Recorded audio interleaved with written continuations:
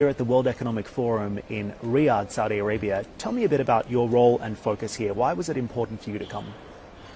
Naturally, today Saudi economy is changing, not Saudi Arabia, but changing the entire Middle East. They're doing a fantastic job. They're getting a lot of attention. And I think when they did the first thing, the FFI conference was a great, great success. I never thought it was going to be so successful. And they're doing now the World Economic Forum, and it's been quite good presence. And you interact with a lot of people, you listen to the new projects, new ideas, and so forth. So what's the business opportunity for you here? Well, I have said that in the past. Our focus in the coming probably 10 years, other than Dubai, is going to be Saudi Arabia. I mean, the changes the Prince has done here, it's amazing. And the number of projects they're putting, which all of you know, are really mega projects, and we see great opportunity, and we like to take a share in that opportunity. So in real estate, or do you see opportunity in sectors outside of your core business as well? We already have developed 2 data centers, one in DAMAC, one in Riyadh, and we've been working with them for the last 2.5 years from the 21. We get the land, and they're going to be open hopefully in the second quarter of this year, sometime in a month or 2. Where do you think the next wave of growth is going to come from in the region? Will it be Saudi Arabia? The next wave of growth?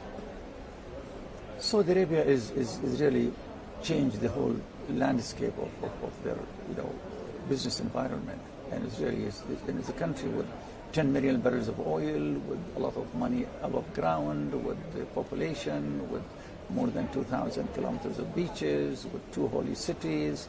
You can go on and on, name their strength. I mean, it's huge, What do you think that means for the UAE? It's pretty clear that Saudi Arabia is making significant inroads when it comes to investment, attracting foreign capital, developing its own cities and its economy. What does that mean for Dubai and Abu Dhabi? Dubai today is very different than Saudi Arabia. And I received this question a lot of time from people saying, Dubai today, it is the #1 global city in the world. 10 years ago, it was one of the cities. Today, it has taken over every other city in the world and is benefiting from all the world's social, economical, tax, and other problems. It has built a beautiful infrastructure. It has built a society where people love to live and enjoy and holiday. Saudi is different. Saudi has 35 million population, has 2,000 miles of beaches, have 2 holy, cities. So the economy is very much depend on the local population and the local strength of the economy. Dubai relies on a foreigner, and growth in Saudi Arabia will definitely, and it's already benefiting Dubai, because a lot of people who work in Saudi, they visit Dubai and so forth. So Dubai is a beneficiary from everything happening globally, good or bad, unfortunately. So if your economy grows, Dubai will benefit. If you have a war, Dubai will benefit. That's a fact of life, because they build that model, they build that infrastructure. Dubai was also in the headlines recently because of this major flooding event, an unprecedented storm and rainfall that damaged properties, cars, roads, infrastructure. What was the impact for DAMAC?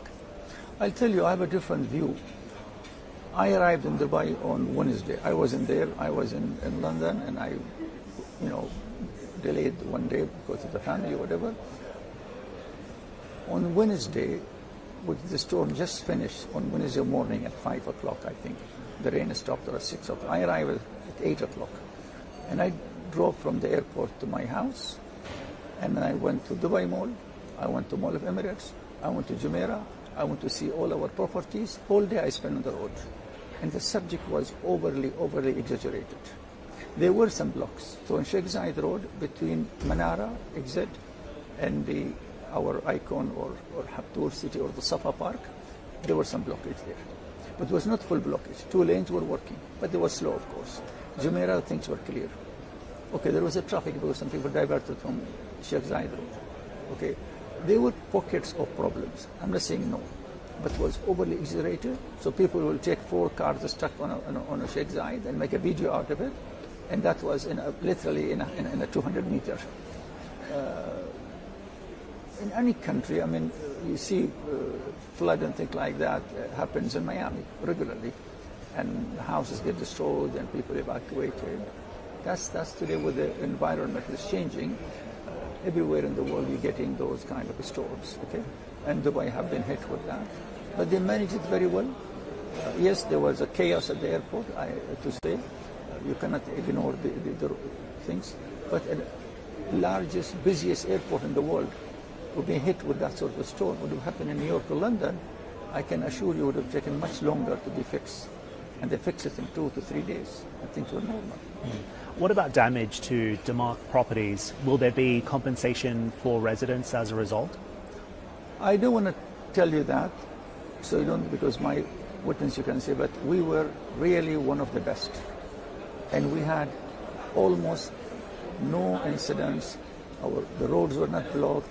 Our communities were running very smooth. And we scored the best among the entire other buildings and communities in the entire city. In terms of how the company responded to this unforeseen event?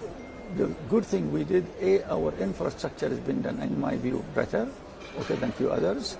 The other thing is, 2 days before the storm came, because the warning was there.